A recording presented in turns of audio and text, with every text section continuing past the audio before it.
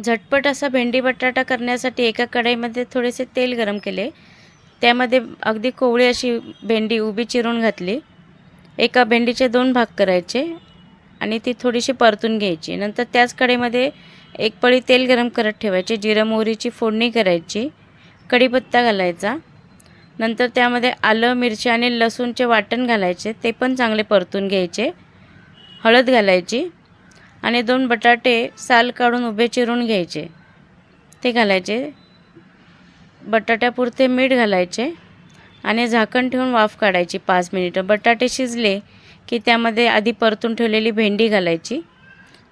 भेंडीसाठी थोडेसे मीठ घालायचे. सगळे छान परतून झाले की मस्त असा हा भेंडी बटाटा तयार. अशाच प्रकारच्या सोप्या रेसिपीसाठी चॅनलला लाईक, शेअर आणि सबस्क्राईब करा.